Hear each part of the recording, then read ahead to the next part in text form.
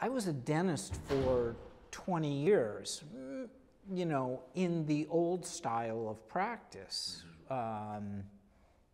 Monday through Thursday, 9 to 5, you know, that type of stuff. And so I had come in with like preconceived notions and biases. And so... You saw a different world. I yeah, mean, really. Right. And the stuff that I was hearing was going, well, patients don't care about that. They just want me to be a good dentist and do a great job and the best margins, and all that is going to really make the difference, and this other stuff doesn't matter, but it'll be helpful. And it just took me a while to just understand, to get past the preconceived notions, all these you know, biases that I had, to wipe the slate clean and go, all right, I got to look at this like a businessman. I got to look at it like an entrepreneur. Look at it the way that the patients want it. That took a long time. And then when it finally sunk in, then I could get going on that type of stuff. So, well, I mean, you've come, I'd say, a pretty long way, and you're about to have a pretty substantial growth in the practice with your boys joining. So you have. Why don't you tell me a little about yourself? I mean, I know you are, obviously. We've worked together for a number of years now, but who you are, where you practice, and your experience with ChrisAd so far. You did share a little bit about that in terms of breaking the mold of what you thought was the case and how things are, which allows you to grow and kind of take more steps into the practice. Well, I'm Dr. Charlie Palano, and my practice is in Antioch, California. And I've probably been a ChrisAd client for 25 years, kind of starting up very, very slowly before I kind of gained momentum. But so I've been in practice for 40 years and kind of started off in practice when many of these marketing things weren't really necessary. The 80s were a real different time. There was not enough dentists, and insurance was it was a different ball game back then. Insurance really covered a lot of people's treatment. So, and there wasn't really competition amongst dentists. It was really an easy growth type of time. But as time went on, insurances didn't work as good. More dentists graduated from school, opened up practices, and it seemed like the number of patients were kind of declining. As you and I were talking before, having been in practice for a long time, I came in with a lot of preconceived notions about what patients wanted and how to deliver it to them. And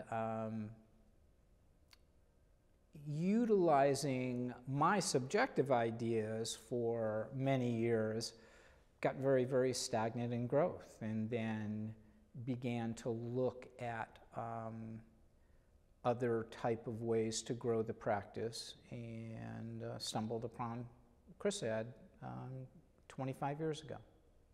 Unbelievable. It's great. It is. It's great to have you along for that ride, man, and me to be a part of that too. It's been fun, and it's been a lot of fun. So you've, I know you've had kind of a slow growth trajectory, but kind of more recent, a lot of changes in your practice now, right? I mean, there's, in terms of when you started, can you share a little bit about maybe what the complexion of your practice was when you started it, and what, you know, kind of some of the stuff that you've seen, you know, when you got your first associate doctor, for example, and now, you know, some maybe other additions to the practice too? Well, I think one of the first things that became evident when I first met John 25 years ago. He came to my practice, and I was practicing in downtown Oakland on the top floor of a smaller building, 10th floor, with no sight sign marketing. It was extremely difficult to market. I was trying all sorts of different avenues and really not being successful.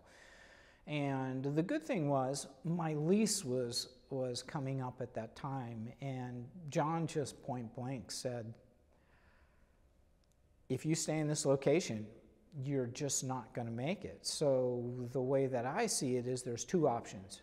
You go down to street level and open something up big, a new office with a lot of visibility, or you make a move to to another place where you get the visibility. And so I chose moving from that location to more of a family area, a town with commuters and a lot of workers. And so making that move was one of the first things that really took off for the first jump in growth in the practice.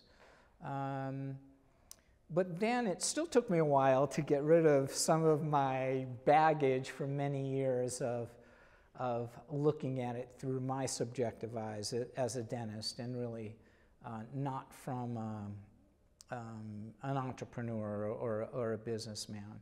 So slowly started employing some of the ChrisAD recommendations. The challenges being, and of course everybody that starts ChrisAD puts up the challenges in their mind, was inherited a practice that had always been practicing the same way in the same hours.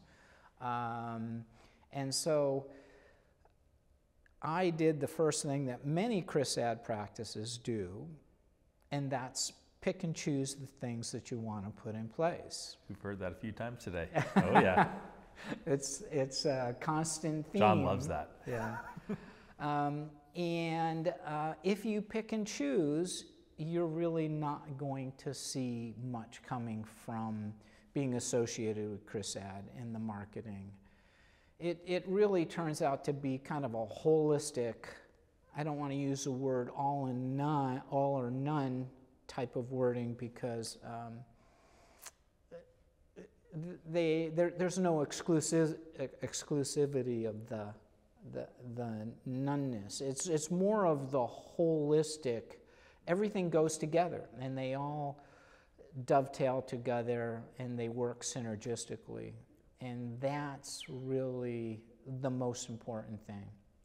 So after a period of time, we finally just made some of the what we perceived as difficult things to do, expanded our hours and got our staffing up for them, and integrated all the other recommendations, and that's when things really started taking off. I mean, the practice probably at that point doubled, and then we kept on working with it, expanding more hygiene, adding people on, and we're at the point where it's probably tripled from the early days.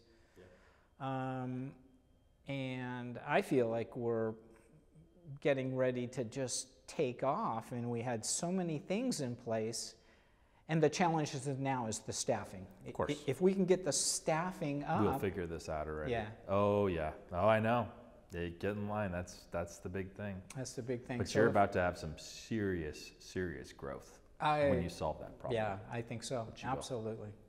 It's gonna be fun, and you get to share the practice. You have your two sons that have joined the practice now, and it's kind of cool. I mean, you've got a true family practice, but you're able to still run it like a business, where a lot of people will try to get some other family members into the practice, but they're running it in a way where they actually can't join the practice and can't succeed and can't, yeah, I think I'm in a very good position now, and like I said, the staffing issue is the challenge, because the boys came in and opened up the availability.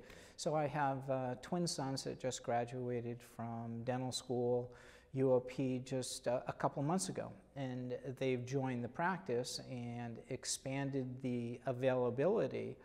But one of the really nice things is that they're coming out of school, and they're here at the meeting with me, So they don't have any preconceived ideas of how practice should be that I kind of started off with many, many years ago.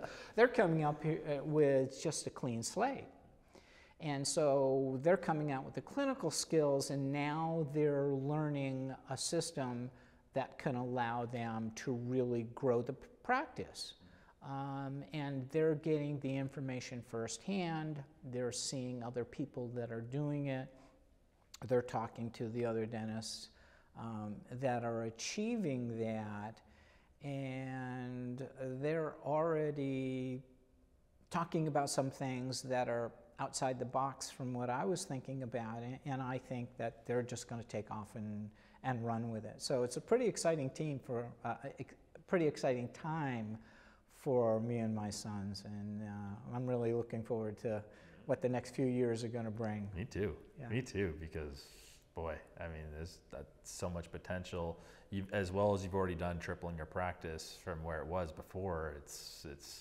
This is really kind of tip of the iceberg in terms of where you can take the practice, or where your sons take the practice, all while you're able to kind of, not really have to touch as much. You're not touching a drill really, right? I mean, you're practicing clinical now, but how many days are you practicing right now clinical?